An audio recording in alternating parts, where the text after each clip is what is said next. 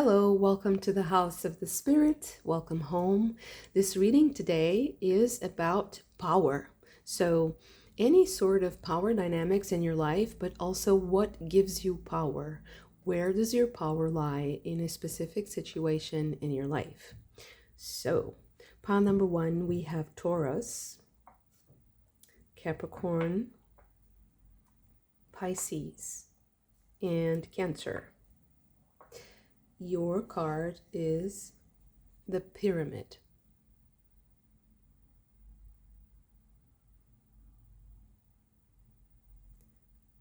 Okay. Pile number two, we have Libra, Sagittarius, Scorpio, and Aquarius. Your card is Croix de Vie, or the Cross of Life, the Ankh.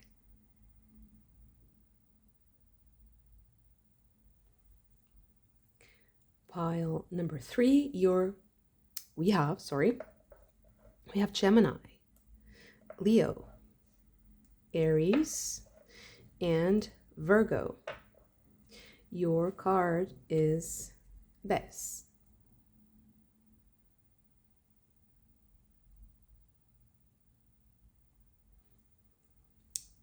Okay, so I will give you a moment for you to choose your pile using the cards, the tarot decks, zodiac signs, or just your intuition. I will see you in your reading.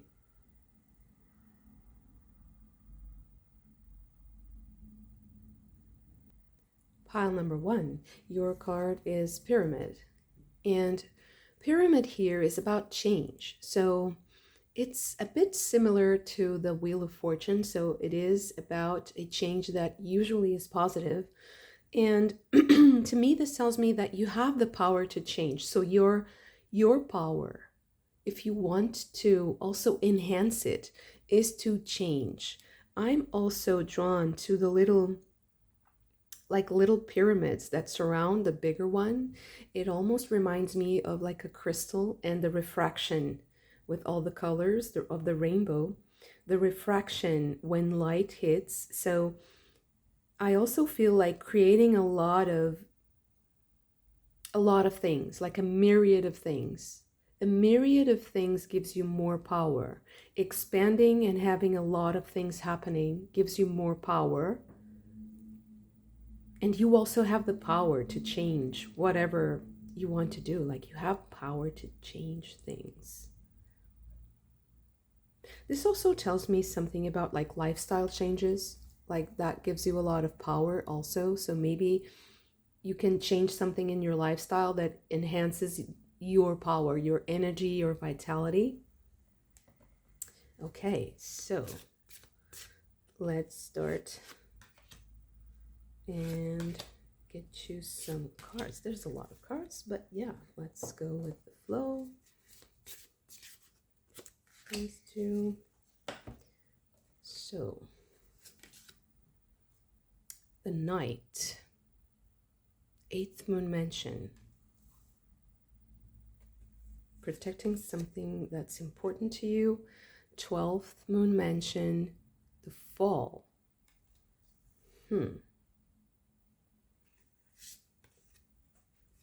18th Moon Mansion with Sacrifice. And the 17th Moon Mansion with Sword. This is about standing up for something that you believe in, defending something that you believe in.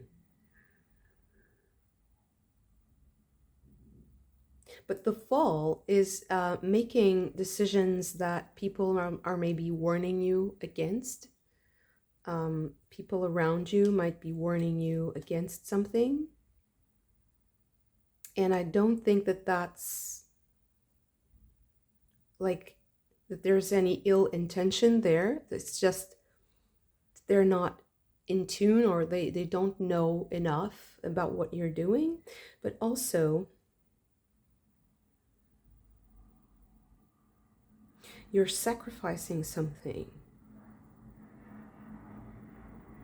Now, I don't know if you should,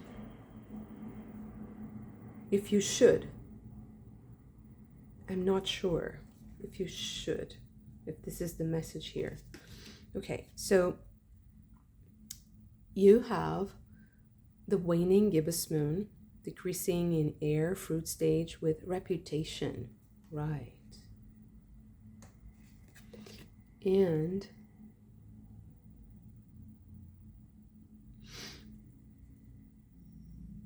the waning crescent moon, decreasing in air, seed stage with yield, to yield your position, to give up something.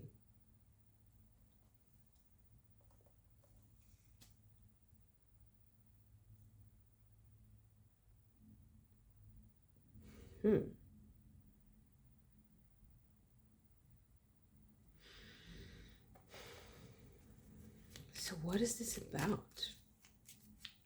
It's like there's a lot of energy. There's a lot of emotional intensity to whatever you're doing. It's like the characters are really intense. They're doing things that are intense for them, very meaningful for them.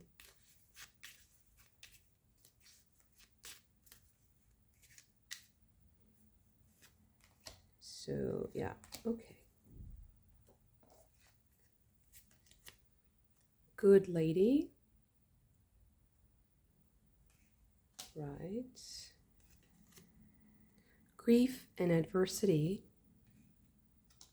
and work, occupation.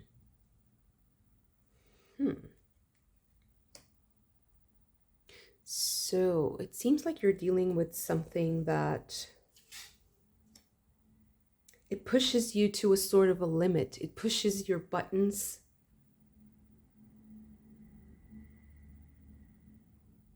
And you have the power to change it.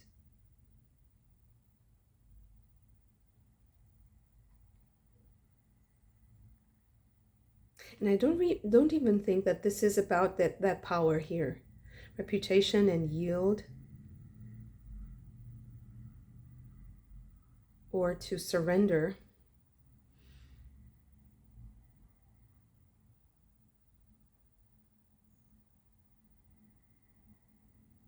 Because actually, I think that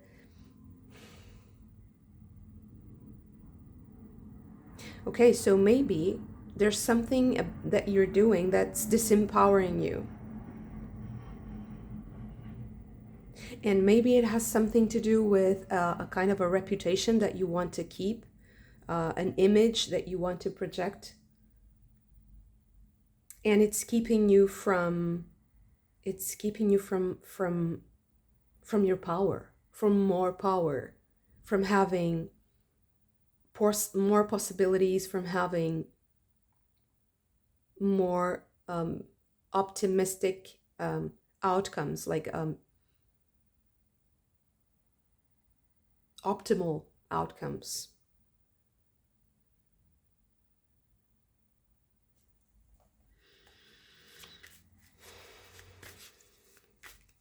There's something here about how others see you, like other people, they see you doing things that are strange. And at the same time, there's something about you keeping up the appearances or keeping this relationship in a way that is kind of diplomatic, like acceptable, let's say, that kind of it diminishes your power. It diminishes it's draining because you seem like you're on the defensive. You're using that power to defend something that's vulnerable. And the thing that I'm seeing here is that also this whatever you're defending is actually not that vulnerable. So maybe you're there's some kind of misjudgment here. That's also a misuse of your energy. So Jupiter Jupiter in Capricorn with control.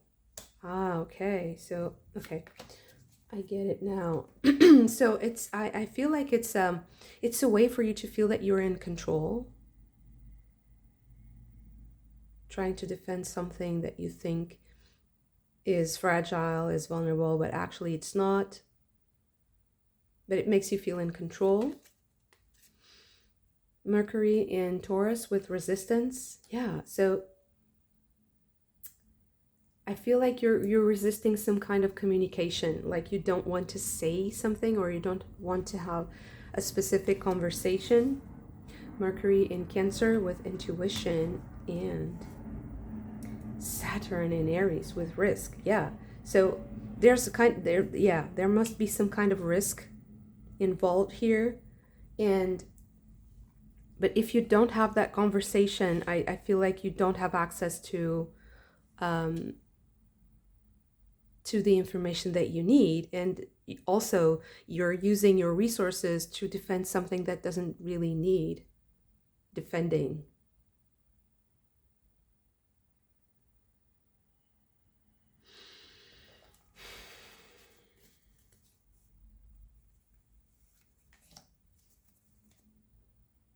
There's also some kind of lifestyle choice here. So, origins, loss, trial and error, warrior spirit, survival.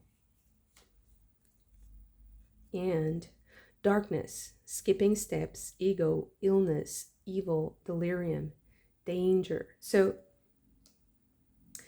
danger, the fall here is also about something dangerous, like choosing to do something that is dangerous and that people are warning you against.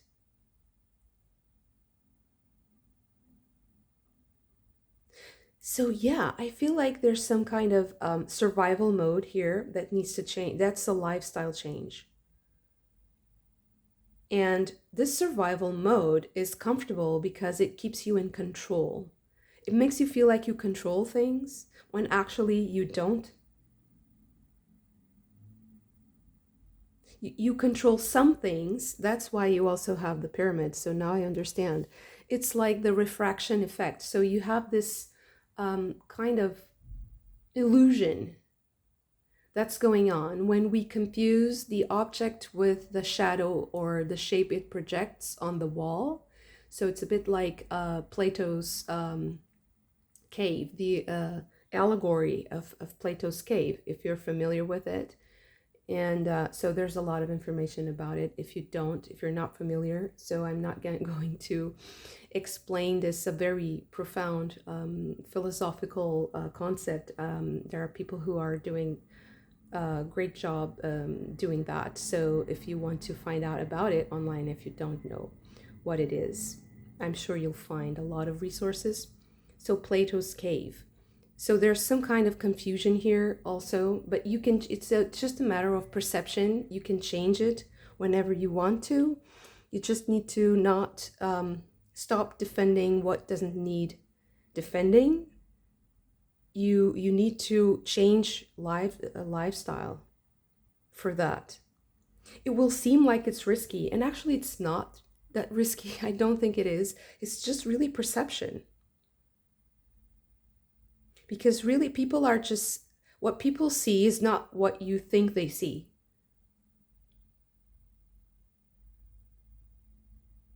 Because you think you're projecting an image of control, and actually what people see is maybe you suffering. They see you suffering. And if you want to work efficiently in a way that is productive to you, you have to do some kind of a lifestyle change so that you're not in survival mode. And I know that this is very it's easy to say and it's difficult to do for a lot of us, because we sometimes get stuck in these moments of need, of challenging times. We freeze emotionally, and I feel like that's what happened. And so something triggered this survival mode, and it gets you into this like controlling and non-communicating, like resisting some kind of resisting communication, resisting maybe talking about it. Maybe it's also hard to talk about it. It gets stuck like a boulder, right? That's how I'm feeling. Like I'm sinking my hooves, like the bull. I'm sinking my feet on the ground, and I'm not budging. Like, this is where I feel safe. This is where I feel like I'm solid. But I feel like your intuition wants you to experience different things. It's calling you to do different things and to also work on something. So that's why I'm saying the lifestyle. So maybe there's something about like your diet, your routine. There's something that you can do that can give you that sense of control without being unhealthy and without destroying other things like relationships or power dynamics, even like situations where you assert yourself in the wrong way, like or in a way that hurts other people, or that you're afraid that it can destroy maybe the relationship, but it ends up doing some damage anyway because you're in this kind of survival mode. And I feel like this is just an illusion. It's really just very projection and refraction and like fleeting shapes on the wall. It's like those crystals that you hang on the window, and they refract all these rainbow shapes, and it keeps changing. So it doesn't matter if you want to work with those shapes. It's really hard because just a little bit of a breeze, it changes everything. So you need to change also. You need to adapt to the circumstance. It's a very wise decision that you need to make, I believe. Okay, so Queen of Staves, Nine of Staves, fertility with Estsanatlehe, and this is the Empress. Interesting.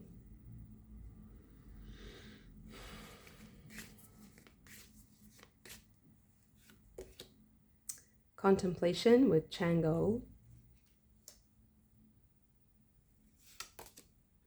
King of Pentacles. Right. So already we have a kind of an answer to this whole situation. And that is, you need to find yourself. You need to find a place to be quiet and to be with yourself. And there you will find a king sitting on his throne. So that is the control, that is the safety that you need. And I think I saw, I don't know where I got this concept from, but there's this interesting analogy between, so the king on his throne and the brain and the crown. So the crown being the energy of the crown chakra, if that's how you understand it, or so the energy that you receive in your brain, and the brain is the throne. And you have to put the emperor or the king on the throne. And for that, you have to be receptive. You have to be in contemplation.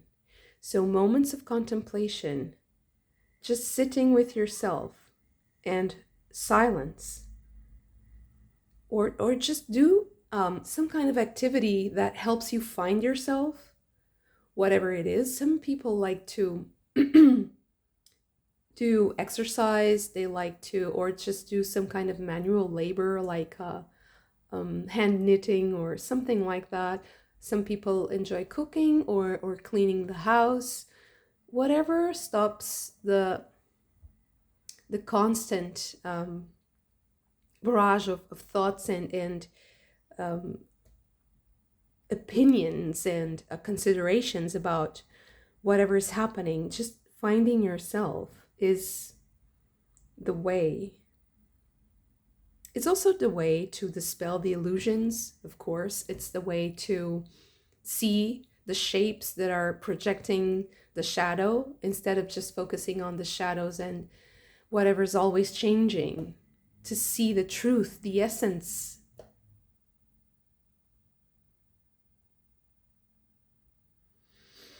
Because I feel like there are things that are catching your attention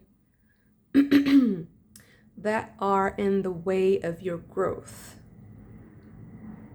They are standing in the way of your growth, and they are also making you give up some things that you shouldn't give up. So this is all a matter of focus, also of directing your attention. And if you feel like you're overwhelmed and if you feel like things are stuck, just be with yourself for a while. I don't think that there's... So the impediments that you see, they're not real. But if when you are with yourself, you're just kind of in this state of melancholy, like I have to do something about it, like I'm stressing out, if I don't do something about it, I just feel awful. You have to change. This is a lifestyle option too. This is a lifestyle change. So I will include a moment in my day where I'm just with myself, because I need to ground myself. I can't just be sad if I'm not entertained or if I'm not doing something, because I just feel like I'm missing out, or that I'm wrong or incompetent or less productive. You have to listen to your intuition. 5 of Pentacles. Yeah, this fear of missing out is a part of the illusion. It's not true. 4 of Pentacles. And balance with Yamana. This is Temperance. So you need to balance that with other things. You need to also feel satisfied. You need to also search for moments when when what you have is enough. Because if you don't feel that what you have is enough ever, everybody, I feel like, yeah, everybody must, that is watching this, I'm sure you have heard that if you want abundance in your life, you have to be grateful for what you already have, because that's the frequency that attracts abundance. And this is such a common thing to say, but this is exactly what I mean. Because if you're never content with what you have, you're constantly with this fear of missing, of not having, of survival mode, of having to control things. If you're constantly in that frequency, you will end up only seeing what you're missing, what is wrong, what is not enough. You'll just end up really seeing just the projections, and it's even dangerous. I feel like it's dangerous to stay there. So maybe this is also like a warning for your health and for your especially mental health, and also physical, of course, because it impacts us tremendously, our mental health. So you'll end up destroying something that is precious to you if you're constantly worried about not losing it.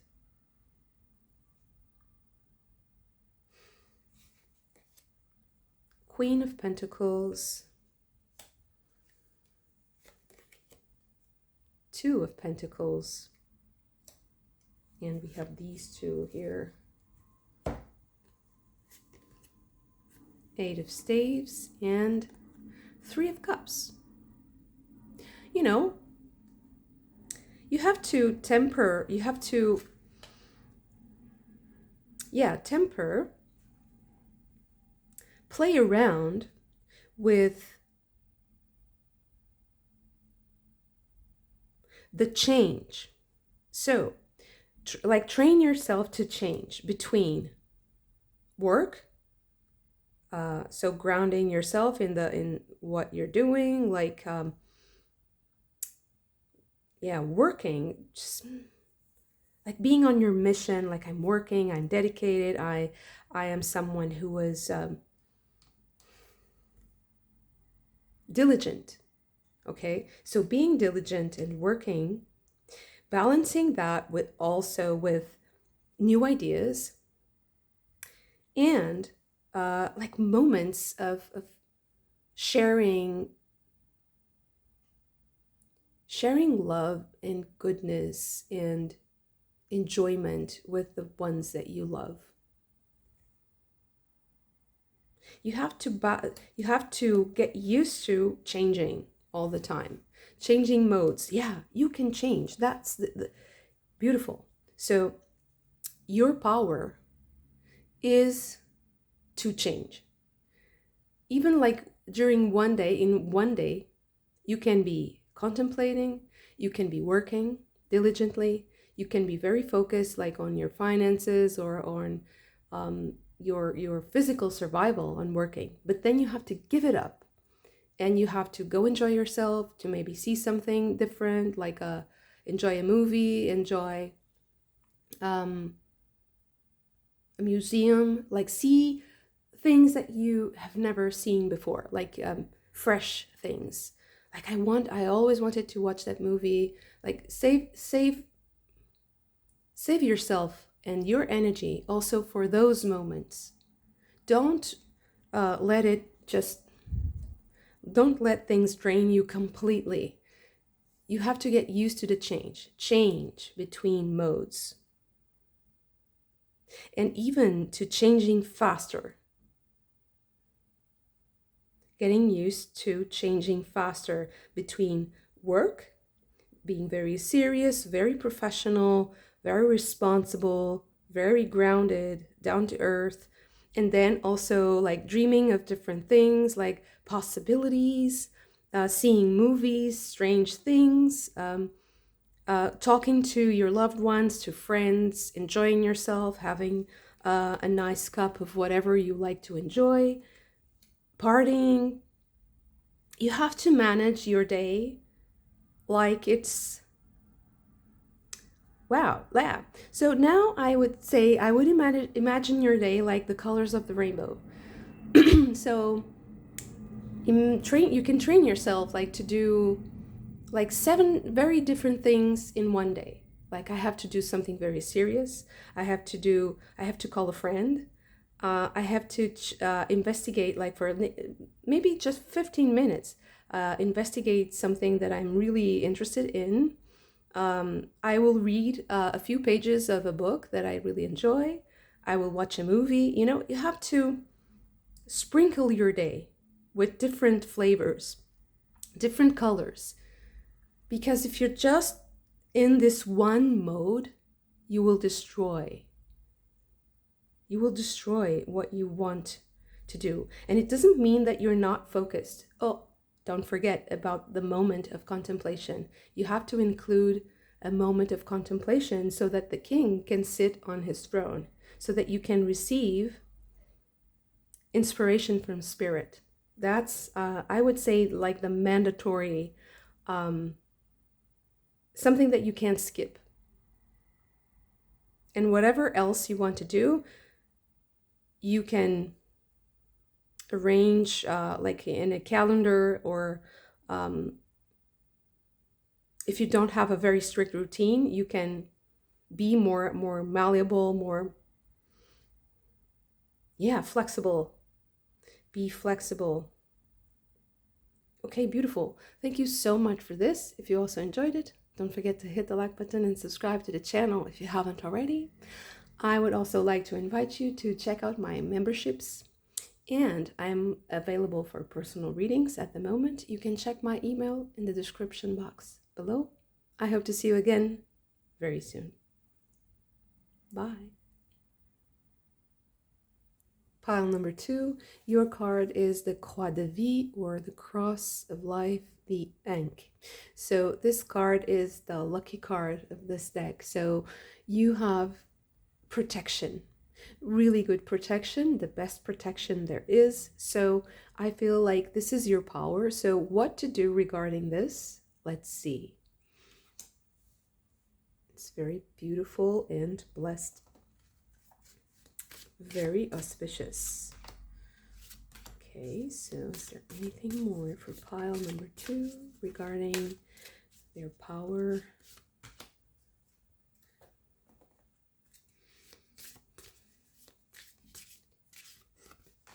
Okay. Okay. So, interesting. It also came out in pile number 1. So, you might want to check it out. 12th moon mansion with the fall. 6th moon mansion with the bridge. And 27th moon mansion with the guru. Right. And so this is the waning gibbous moon. Yeah, decreasing in water, fruit stage, and the keyword is compromise. Right. And the opposite. So this is the waning crescent moon, decreasing in fire, seed stage with deal.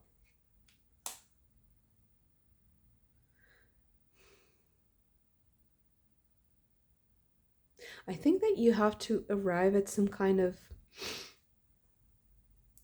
agreement with someone that protects you. Whatever you do, you choose what protects you. That's like your guiding light. Your North Star is to feel protected, to feel that protection.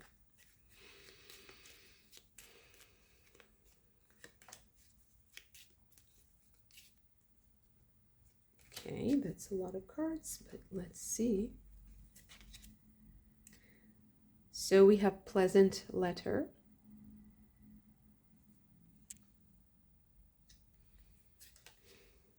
Gloomy thoughts.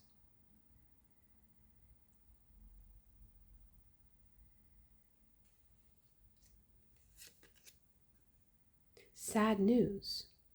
It's kind of a contradiction, right? Pleasant letter. Expectation.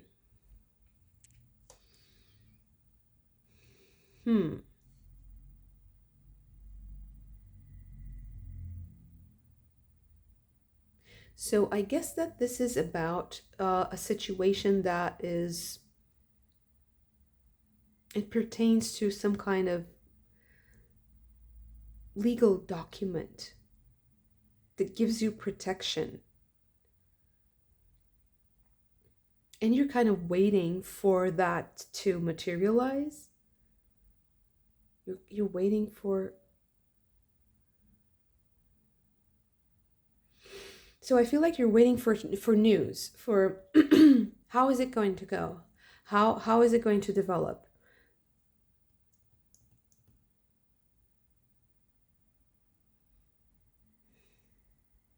You have to strike a deal.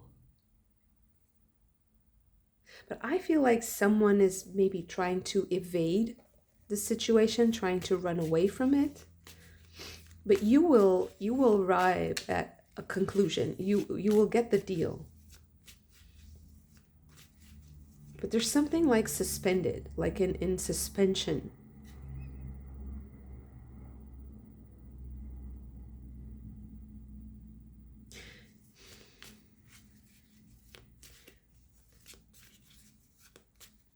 You're waiting for it. You're waiting for someone You're waiting for someone to talk to you.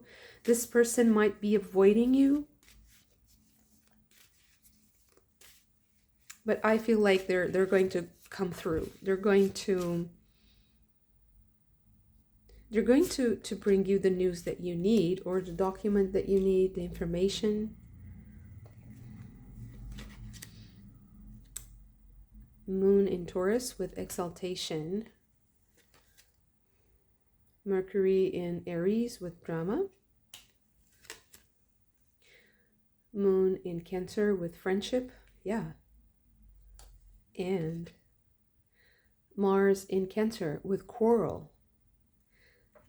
Huh. Friendship and quarrel. So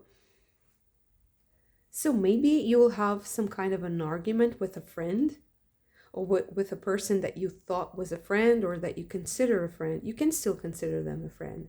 I feel like there's some kind of animosity with a relationship, or a friendly person. It might just be someone who is helping you with something, some kind of paperwork, or something that requires paperwork.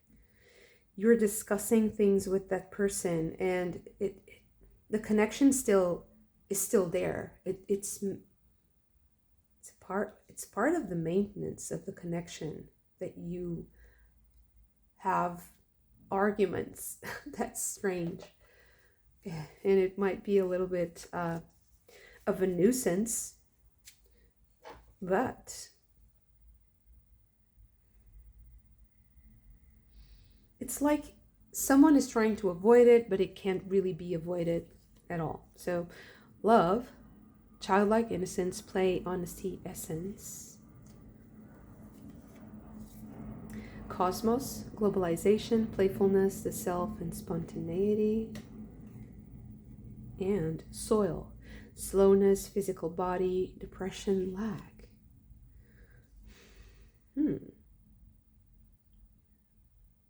So there's a kind of a slowness.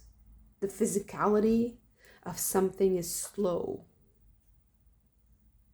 I don't see any ill intent from anyone here.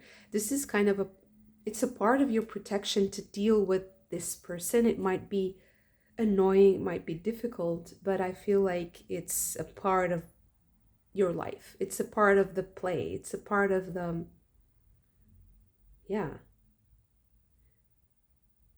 taking it with like lightheartedly and joking around, or playing, having a sense of humor seems to really help. Because I feel like while you're waiting, if you're just ruminating and being sad, it doesn't really make anything work. You have to wait. There's this wait period.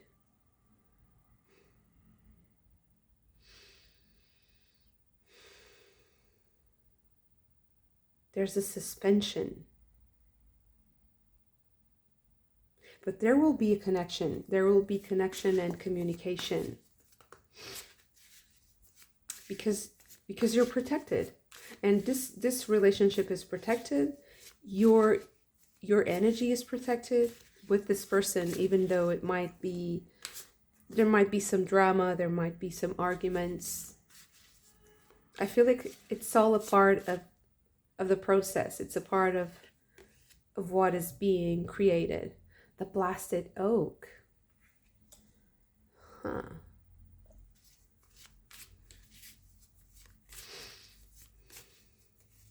So I feel like maybe with the blasted oak, things are not going according to plan, and you might need to go with the flow, to allow life to guide you through something.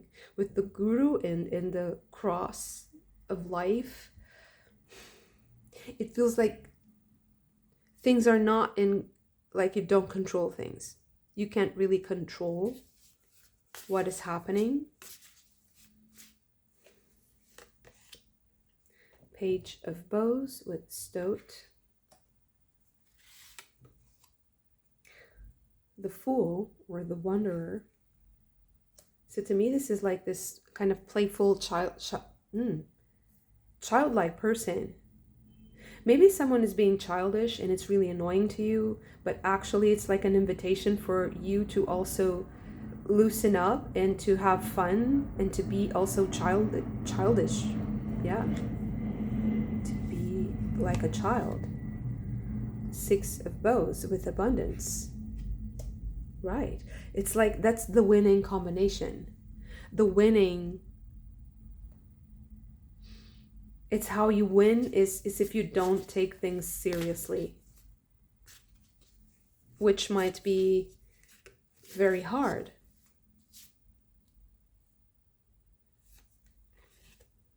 The Archer. This is the Chariot, and the 5 of Vessels with ecstasy.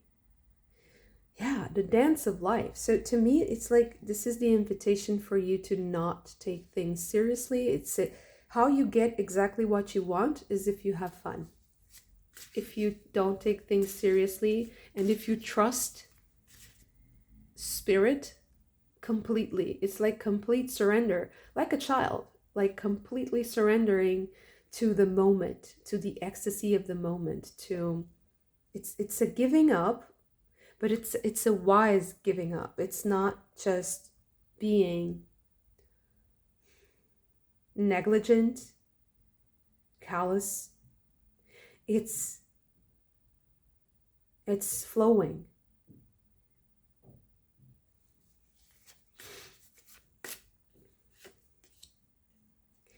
Ten of Stones with home. 10 of Cups with happiness. I'm so sorry, I have a very runny nose and I think I'm going to sneeze, so sorry for this. I'm so sorry. Okay, so 2 tens. Oh, so you have the Magician, the Shaman.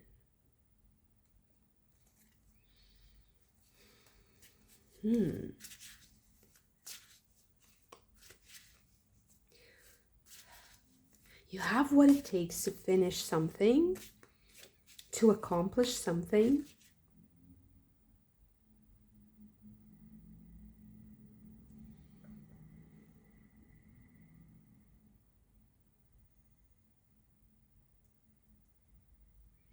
And it's giving me this energy of like, you don't need to fight for it.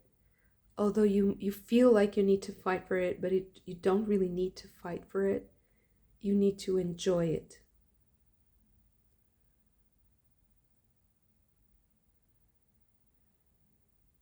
Because that also helps you with dealing with other people.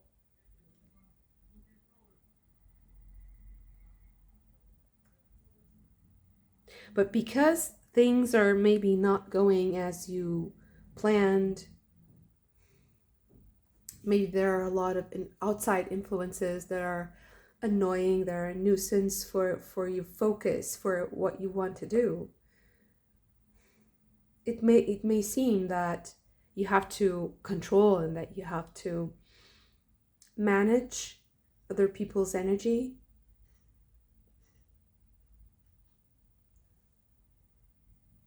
But in reality, it's more like if you manage your own energy, and if you're enjoying yourself, you will get better results from other people and from what is around you, from what surrounds you. Queen of Arrows with Swan. 3 of Stones with creativity. And the 9 of Stones with tradition.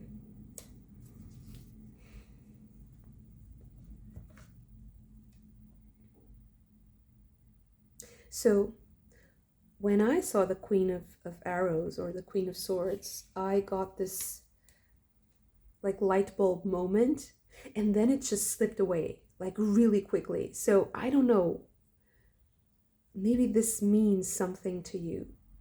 It seems like It's like spirit wants to talk to you, but you're not available. That's how I feel. It's like they want to protect you and guide you, but you're not available. It's like you're not receptive. You're not receptive. Your guides want to talk to you. So, oh, it's like pick up the phone. Pick up the phone. I want to talk to you. Someone wants to talk to you, or I feel like it's more spiritual. Like a specific energy wants to reach you, and they can't. Something is blocking the way. And maybe it's your mind, like, I know what to do, like I know exactly how this should go, I'm the one that needs to decide, something like that. And actually, no, you just need to be in a receptive mode. That's exactly how you create with the energy around you, with the magic of the cosmos, with this is like the playfulness of life. It's much more fluid. It's not, it doesn't want things to fit. Things fit because it's natural for them. It's in their nature. So so I see something here that's interesting. So this is kind of also like a power struggle, like arm wrestling with the universe. I'm arm wrestling with nature, with spirit, because I want to think of what I'm doing as something that I have done. And if I allow myself to receive these messages from spirit and to flow, I feel like this is like it denies it denies merit. I am denying myself the merit if I feel like it was just surrendering to the universe, or if I'm just playing around. And so if I surrender myself to spirit like that, where is the merit? And I think that there you will find a great riddle for you, a great enigma for you to solve about yourself, because that's where you will turn into a guru, because that's where you will turn into someone who can harness the energies around you, who can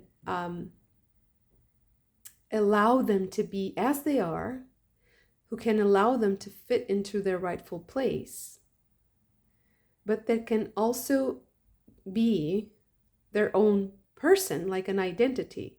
Because the risk here is that you kind of dissolve into this like blob, shapeless, like a Neptunian or Piscean dream, where there are no boundaries. Like, ego has no boundaries. It just dissolves. And that's not, I don't think that that's the purpose here. But I do feel like this is a bit of a paradoxical situation. It is a bit of an enigma, a riddle for you to solve for yourself, because the answer is I think that only you can access the real answer here to this question. That is, if I surrender, where am I, or who am I in this world? If I surrender completely to what is happening, because I think that there might be unnecessary sadness and frustration that comes from you, on the one hand, knowing that there are limitations to this situation, that there are other impediments, and also having this beautiful vision that can't be manifested because of those impediments. So how do you match these two images? How do you match these two energies?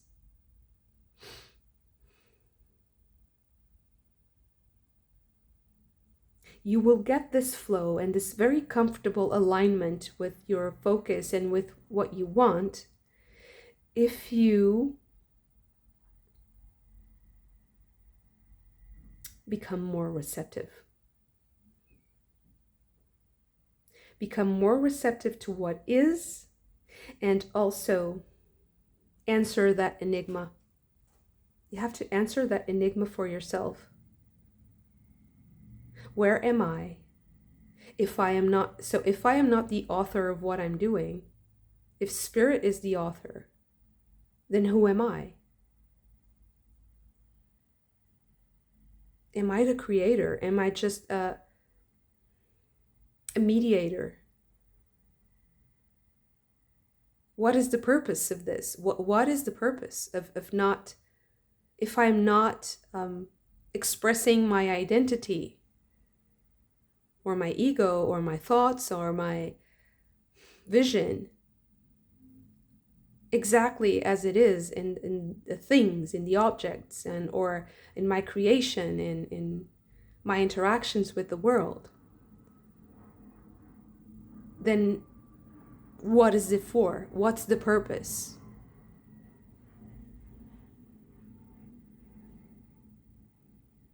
And I feel like there's also this slowness, okay?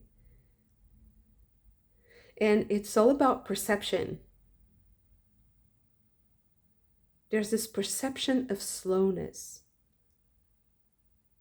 that I don't think is matching the reality of what is happening.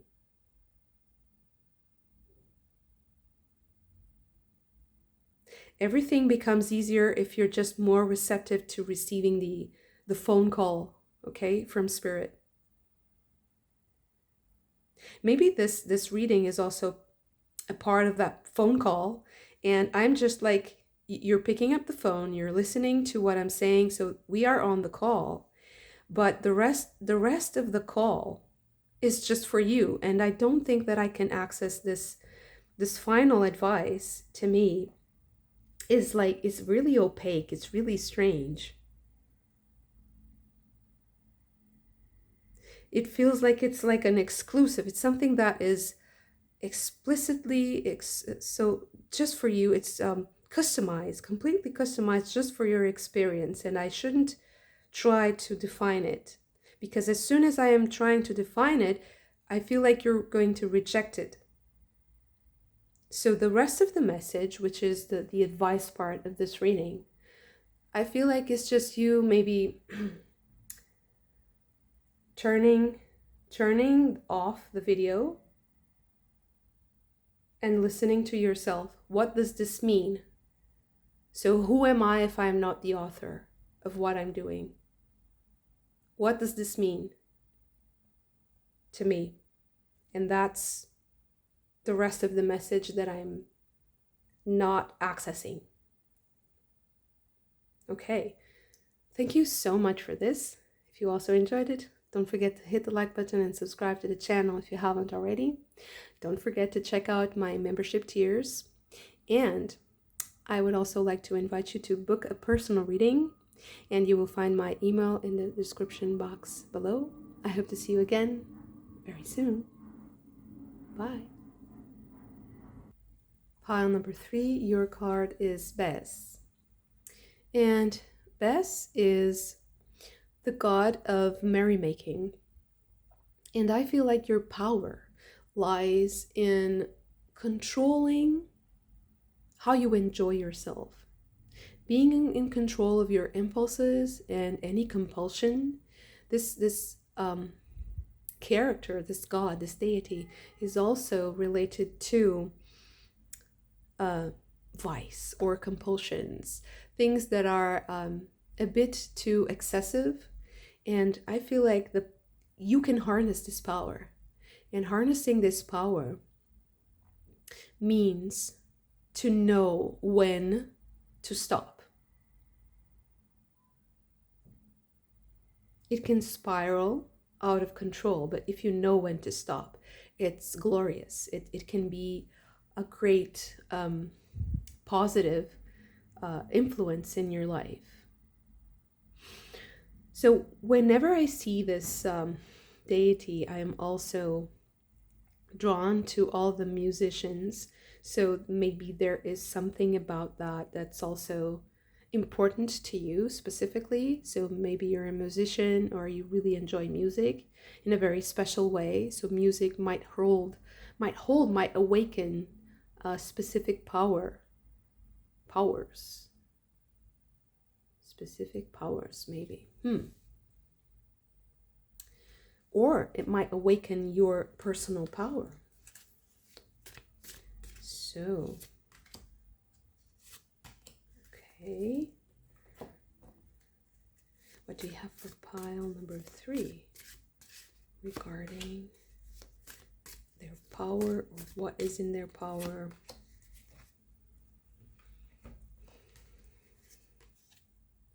We have Ishtar.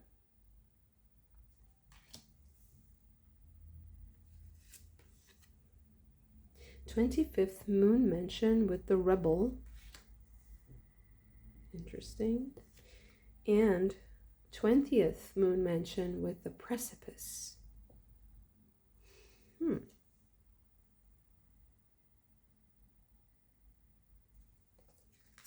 Oh, wow.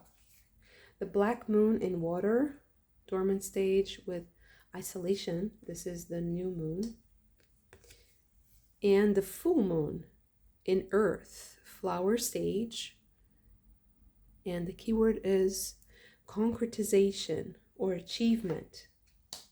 Interesting, right? So we have from new moon to full moon.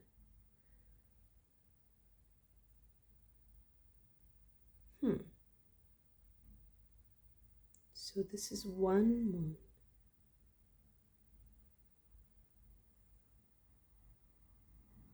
There's also something interesting here with this circle. It seems like it's a sun, but now that I look at the moon here, I'm also considering the possibility of this being the moon. And the frame drums also look like the moon to me.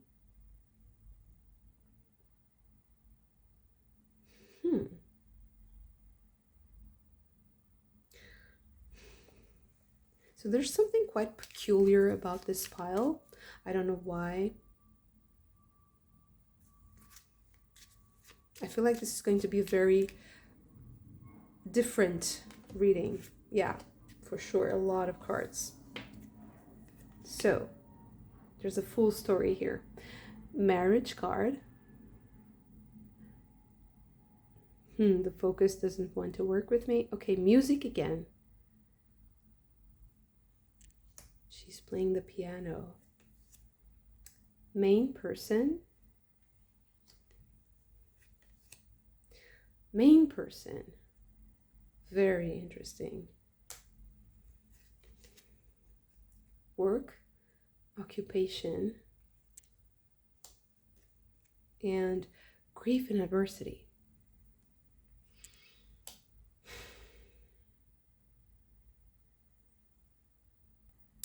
Yeah, so I knew that this was going to be a very interesting reading, and I want to draw a few more cards so that I confirm what I'm already seeing. And I guess that this is going to be very specific, so sorry for those of you who are not going to resonate. Maybe the next time you find my video, it will resonate. So moon in Capricorn with practicality, right? Saturn in Cancer with charity. Interesting. Mercury in Capricorn with organization. Saturn in Taurus with ostentation. And Mars in Sagittarius with domination. Right. Very interesting. It did confirm what I was going to say. I'll just get the oracle cards and then we'll get to the tarot. Mutation, sudden change, authenticity, justice, ego, death. Transmission, experience, mastery, brain power, and telepathy. And secret, mystery, stability, protection, solitude, ordeal. Right.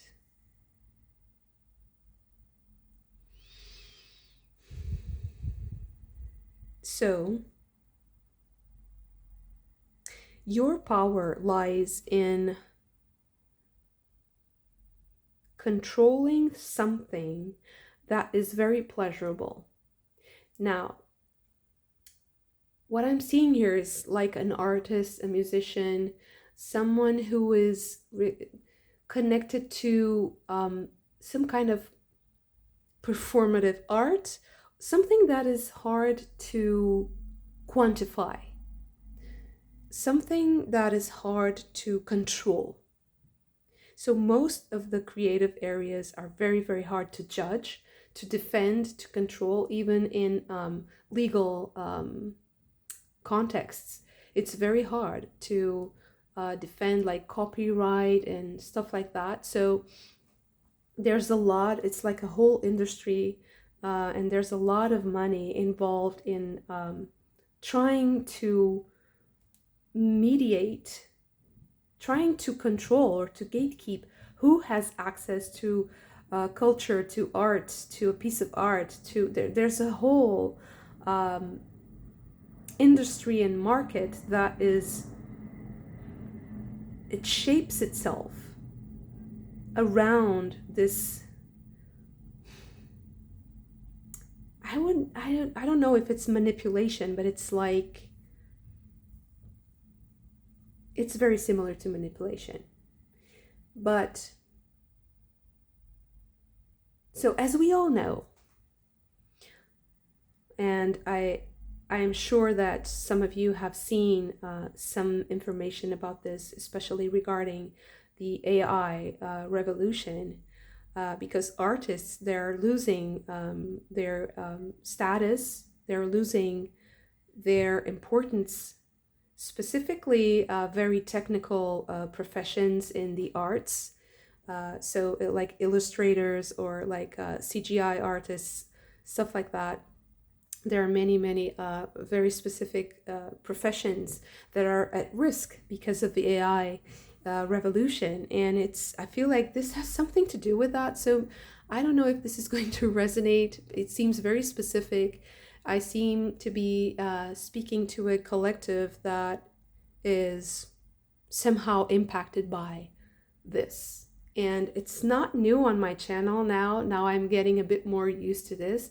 Although I don't know if this is like too technical, but sometimes very technical things appear in my readings. And lately, maybe it's because of the AI itself, it does seem to bring up these subjects. I don't know, because it's something that's all pervasive in our lives, and it's becoming even more and more pervasive. So it's only growing. It's something that is only growing.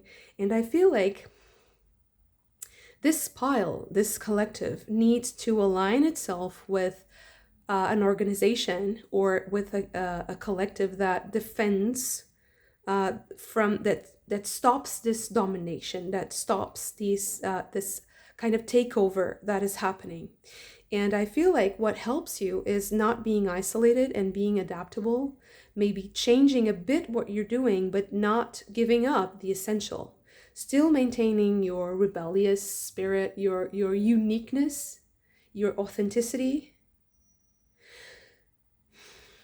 while also joining a group.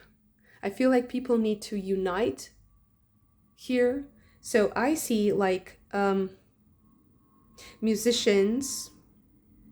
I see two people actually here, two main person. So one is a creative person, And they might be used to doing things in a specific way. Like, I just enjoy playing. I just enjoy playing my piano. I just want to put up my phone and record myself playing the piano. But then how will you survive? How, if the platforms aren't paying, if there's no way to sustain that activity, who is going to be able to play the piano? Only like very rich people who can afford to have hobbies and to be very proficient in an instrument that takes a lot of dedication and not be not need to earn a living, for instance. So this is like one, this is just an anecdote. It's just a very small example, because there are many other ways in which this technological revolution is impacting us. This is just one tiny example. So I see, for instance, a musician joining another person who is suffering with this. Maybe it's an artist, a painter, an illustrator, or maybe it's just a lawyer that sees that, for instance, copyright cases are going to be practically null and void, like useless, because of all the terms and services that people, terms and conditions that people signed when they were using like online platforms, for example. So it's someone who sees the problem. And I feel like this person, someone sees a lot ahead. So there's someone who has a vision of what could happen if this continues, and it's a disaster. And they might want to join you. So I don't know if you are the one who knows that this is disastrous and you want to help.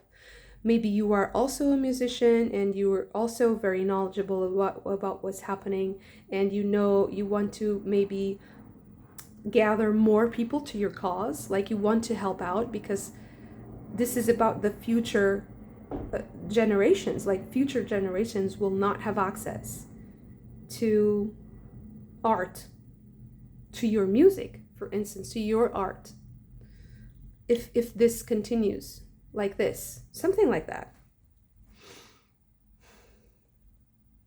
You want to achieve something with someone. You want to organize, you want to put things in practice, you want to write down like documents, legal things that have a legal impact. And I think that you might have some institutions in mind, like you want to work with or against, I don't know, if you want to work against or to change an institution because it's not defending your rights or it's not protecting what needs to be protected.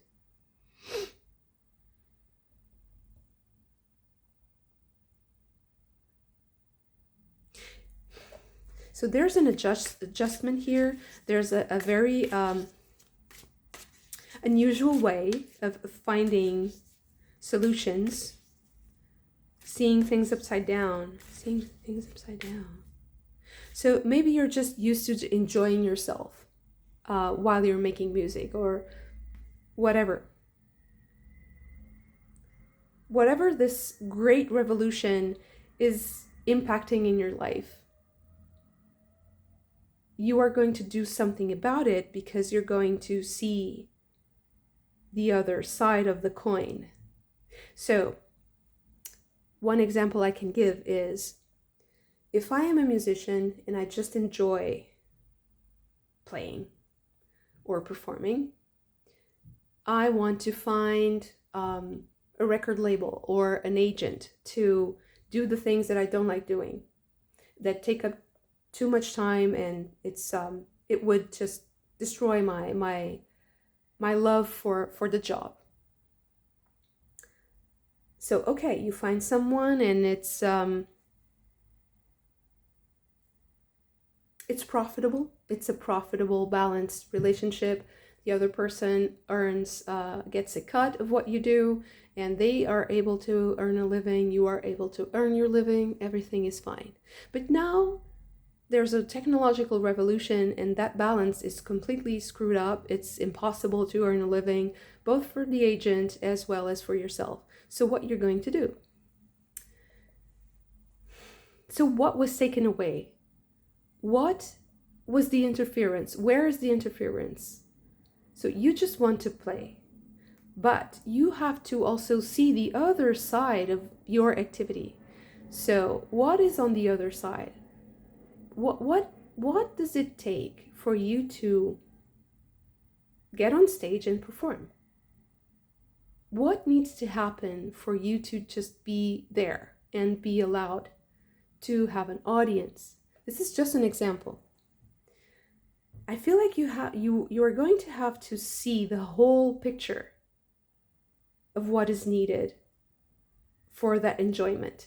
That's why I began with saying your power is to enjoy this, is to enjoy the music, is to enjoy having fun, or it's the enjoyment, it's the love of doing, okay? It's the love of playing. But at the same time, your power is also knowing when to stop, knowing when to control, how to control it, when to control it. Because for instance, if you're just very artistic and very creative, you might not be very worried with schedules, for instance. And you have to have the agent to tell you, like, you have to be there at noon, and at 4 o'clock we have to leave somewhere, we have to be somewhere else. So you don't, if you don't worry about that, you're more carefree, right? But you're also giving away your power. So I feel like this is just an example, okay? This can apply in different ways. You have to be more aware of the limitations of what you do. And I feel like you're going to get help with that also. So you're not alone. You're not alone in this. You are. This is a part of the revolution. This is a part of the great change. And maybe this is also a way for us as a collective to know when to stop. To know when to stop. Because this compulsion, or this if it's just compulsion with no sense of balance and harmony, it's used against us. It's used for manipulation. And that's also why music and the arts are so important for anyone who wants to manipulate people, like large groups of people. We are now also learning how even intelligence agencies had such an important role in very like industries, in cultural industries, like Hollywood, like movie studios, like music industry. So the popular culture is a way of mind control. And this is not a conspiracy. We all know that popular belief around something is also, it can be manipulated to control. If you're not in charge of your mind, if you don't have self-awareness that allows you to take power of your own perception, of your own thoughts, it will be used against you. And I feel like there are people who are more susceptible to that than others.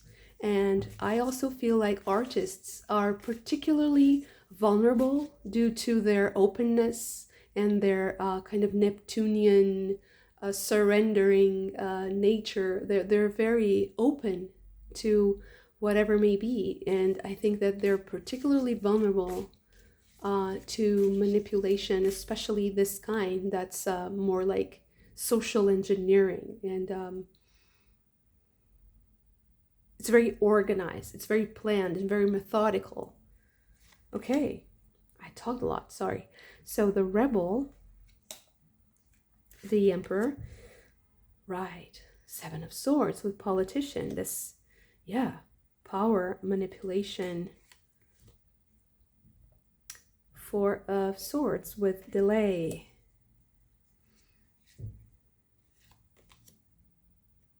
Strength card with disruption. And we have these two together. So consciousness or awareness.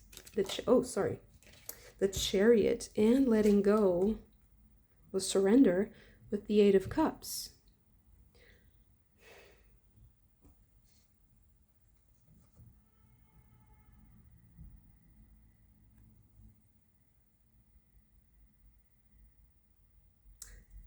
I think that this has a more detailed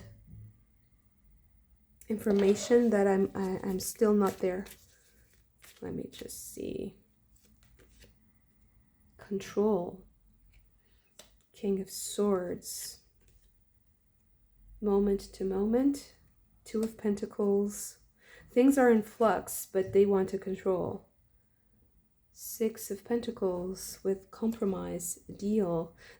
So there's going to be a deal. There's going to be some kind of balance in the future. But for now, things are very volatile.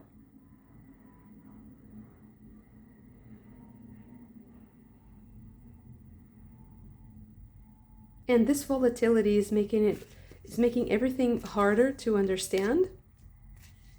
So the only thing we see is control. But it's not the only thing that's happening.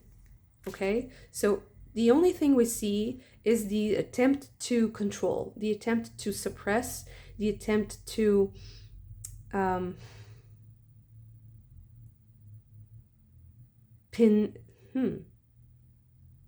to stop, the attempt to stop something from happening. It's all that we see.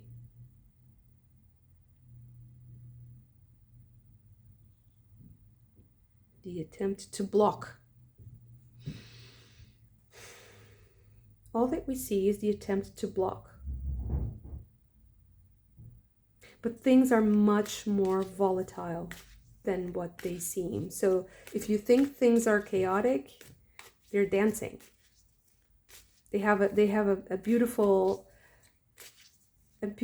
order that we will never understand.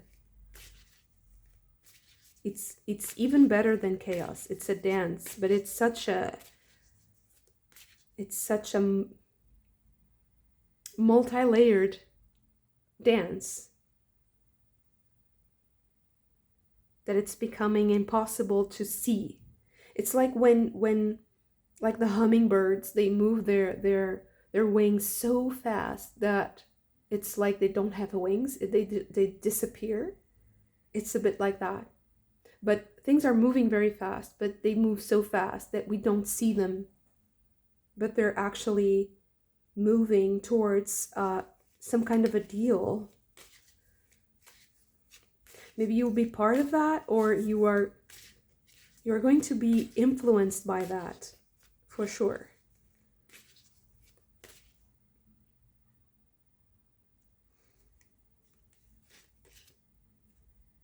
Conditioning. This is the devil. Okay. Adventure with the Knight of Pentacles and the mind with the Knight of Swords. I feel like you're going to there's a lot of worry here with something, and now I understand that grief and adversity, it's like worry with the future, like what is going to happen. And I think that you will have to allow change to happen. It will seem like you're giving up something, but it's not. You're getting it back, but you're getting it back further ahead. But you do need to prepare, to make some preparations. And I feel like these preparations have to do with you having fellowship, having connections with people who are also on your side, who understand, have the sensibility to understand the importance of what you do, the importance and the beauty in your art or in your creation, whatever it is. So you have to find, so the most important thing is that you find like-minded individuals and people who are working in the same field, who agree that this is worrisome. There's something about you kind of defending the importance of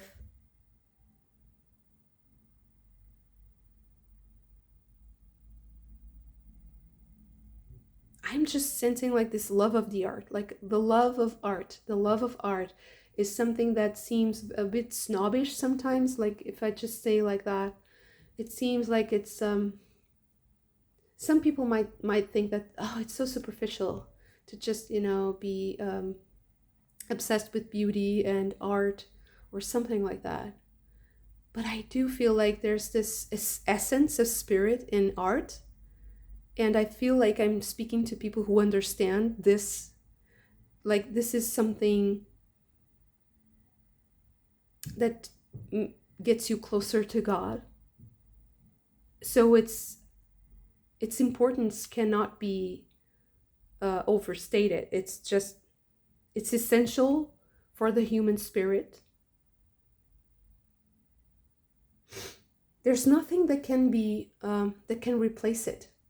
Nothing. There's no amount of like bad entertainment or distractions, conflict. Even wars can be stopped with art.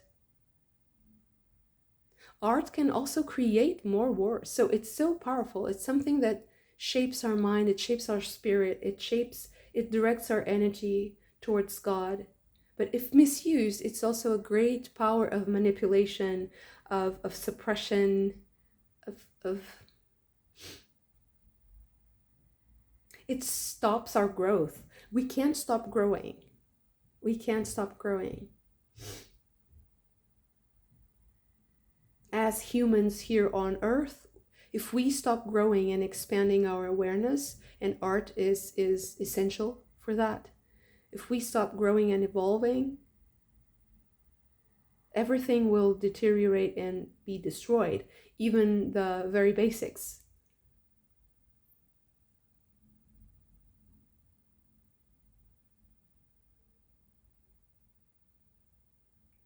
It's something like, it's funny if you think about it like that. If there's no great artists anymore, there won't be also great plumbers or great engineers. Everything will be destroyed without it. It's not just a picture hanging on the wall or something like that. It's much more than that.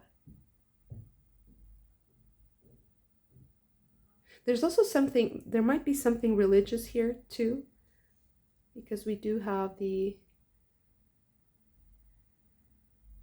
religious symbols here. So there might be something deeper for you. When you think of art, there might be something religious. If you are religious, it might be a part of your religious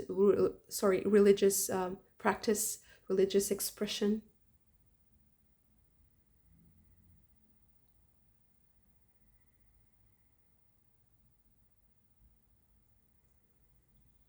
So your power lies in finding out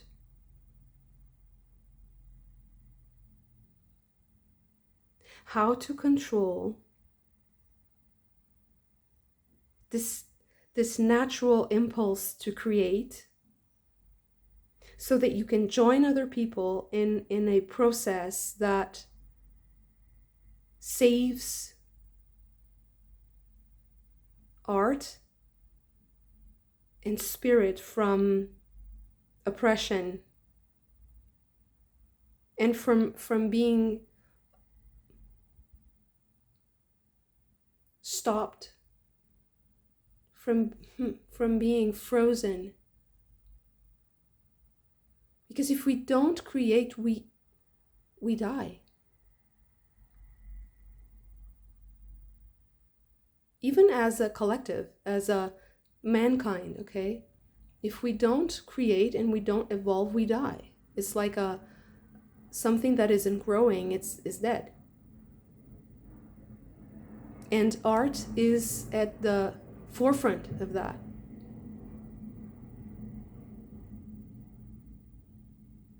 Okay, beautiful. Thank you so much for this. If you also enjoyed it, don't forget to hit the like button and subscribe to the channel if you haven't already. Also, check out my membership tiers, and I'm also available for personal readings at the moment. You can find my email in the description box below. I hope to see you again very soon. Bye.